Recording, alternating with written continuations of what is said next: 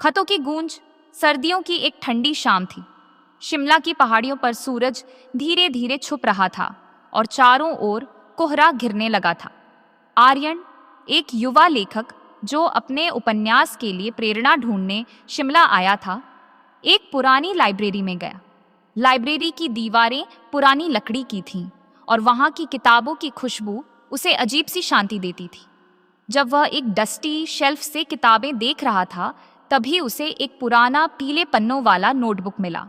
उसने वह नोटबुक खोला और पाया कि उसमें किसी लड़की के लिखे हुए खत थे। हर खत के नीचे सिर्फ अनामिका लिखा था। आर्यन के लिए यह नोटबुक किसी खजाने से कम नहीं थी। उसने पढ़ना शुरू किया। तुम्हें कभी देखा नहीं, पर महसूस किया है। तुम्हारी आंखों के सवालों का जवाब ढूंढने का मन करता है। क्या तुम भी मुझे महसूस कर सकते हो? आर्यन को खतों की भाषा में अजीब सी मासूमियत और दर्द महसूस हुआ। ये खत किसी टूटे हुए दिल की दास्तान बयां कर रहे थे। हर खत में अनामिका ने एक अजनबी से बात की थी, लेकिन ये अजनबी कौन था? क्या वह वास्तव में था या बस उसकी कल्पना है? आर्यन का मन बेचैन हो गया। उसने तय किया कि वह अनामिका के बारे में पता लगाएगा।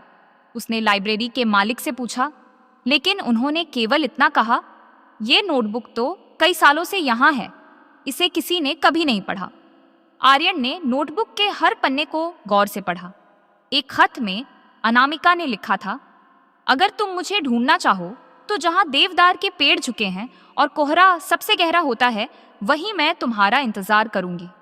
आर्यन समझ गया कि अनामिका ने शिमला की एक खास जगह का जिक्र किया है।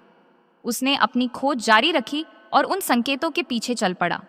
एक शाम जब आर्यन अनामिका के बताई जगह पर पहुंचा, तो उसे वहां एक पुरानी हवेली दिखाई दी। हवेली वीरान थी, लेकिन उसमें एक अजीब आकर्षण था। आर्यन ने दरवाजा खटखटाया, पर कोई जवाब नहीं आया। वह अंदर चला गया। हवेली में दीवारों पर पुरानी तस्वीरें थीं और फर्श पर धूल की परतें थीं। तभी उसे एक कमरे से किसी के गुनगुनाने की आवाज सुनाई दी। वह आवाज जानी पहचानी सी लगी। जब वह कमरे के पास पहुंचा तो देखा कि वहां एक लड़की खिड़की के पास खड़ी थी। उसने सफेद साड़ी पहनी थी और उसकी आंखों में गहरा दर्द था। तुम कौन हो? आर्यन ने डरते डरते पूछा। लड़की मुड़ी और मुस्कुराते हुए बोली, मैं अनामिका हूं, तुम्हारा इंतजार कर रही थी। आर्यन हैरान था। पर यह खत तुमने क्यों लिखे? अनामिका ने जवाब दिया, मैंने इन्हें उस व्यक्ति के लिए लिखा था जो मेरे दिल की आवाज सुन सके, और अब तुम यहां हो।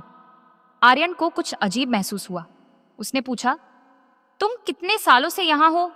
अनामिका ने हल्की सी मुस्कान के साथ कहा, कई सालों से, जब से इस हवेली को छोड़ दिया गया।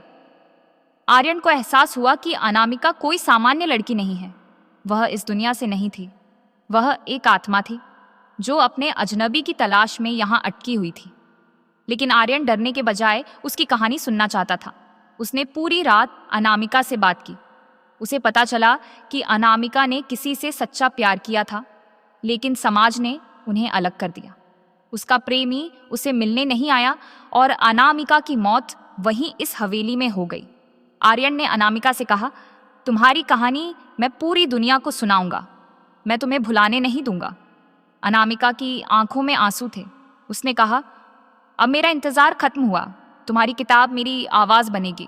अब मैं चैन से जा सकती हूँ। और जैसे ही सुबह हुई, अनामिका गायब हो गई। आर्यन के हाथ में सिर्फ वह नोटबुक रह गई। उस दिन के बाद आर्यन ने अनामिका नाम की एक किताब लिखी, जिसने दुनिया को झकझोर कर रख दिया। लेकिन वह जानता था कि वह किताब सिर्फ कहानी नहीं थी, बल्कि एक अधूरी मोहब्बत की सच्चाई थी।